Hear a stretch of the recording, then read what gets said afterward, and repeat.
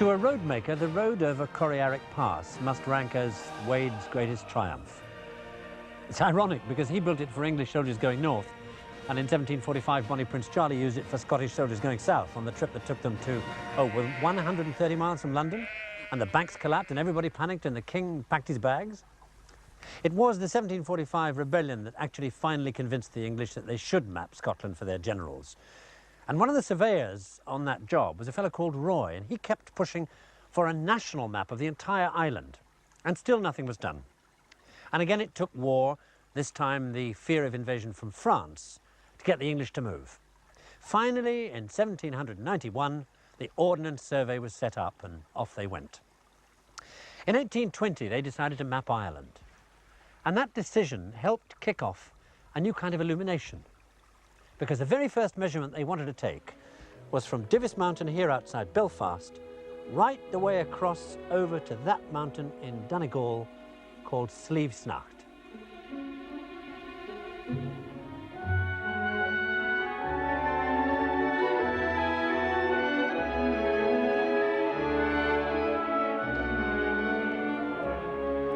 You remember that business the gunners did of working out how far away a target was by drawing a triangle? That's what triangulation is. Well, Divis and Slieve Snacht were 2 points of a triangle, with the third on a mountain in Scotland. In autumn 1824, the problem was you couldn't see from Divis to Slieve Snacht because the weather was so bad.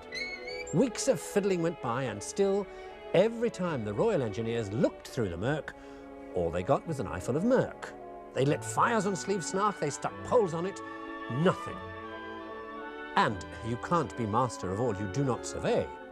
So the English went rather politely hysterical when at the Tower of London, in a patriotic little ceremony, a young surveyor called William Drummond came up with the answer. The show took place in the Armoury and quite literally dazzled everybody.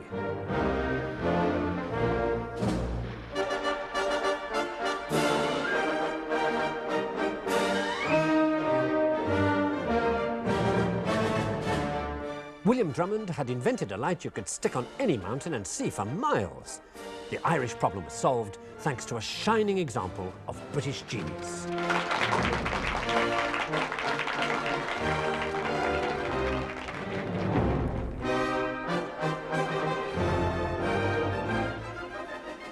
Inferior foreign lights paled into insignificance beside the brilliance of Drummond's device, and English hearts burst with pride because now they could measure Ireland, they could tax it better.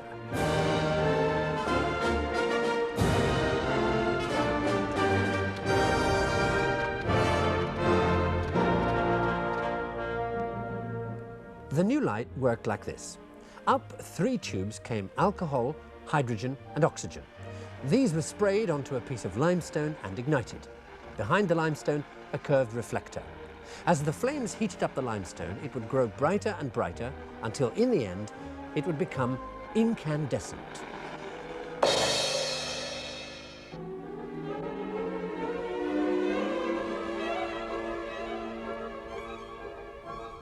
When they put Drummond's limelight on the mountain, their troubles were over.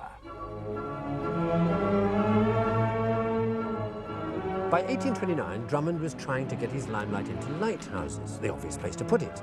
Early tests had shown that at night, the light was so intense it cast a shadow at a distance of 10 miles from the lighthouse. But problems with leaking gas and not enough gas and too expensive gas finally convinced the authorities that although limelight was just what they needed, it was going to cost more than they were prepared to pay, so Drummond dropped the idea.